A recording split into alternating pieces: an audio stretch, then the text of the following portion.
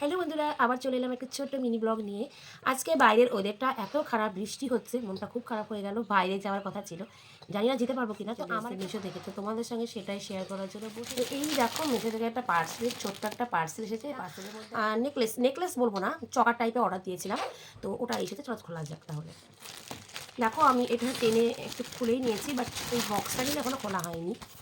এই যে বক্সটা কিন্তু এখনো করিনি, তো বক্সটা খুলি। কাইচি নিয়ে চলে এসেছি, একটু ঠান্ডা ঠান্ডা পড়েছে, ওই জন্য স্টোলও গায়ে দিয়েছি। এক্ষুনি ঘুম থেকে না, শুয়েছিলাম একটুখানি, তো শুয়ে থেকে উঠলাম, ভীষণ ঠান্ডা লাগছে। উঠে দেখছি বৃষ্টি পড়ছে বাইরে।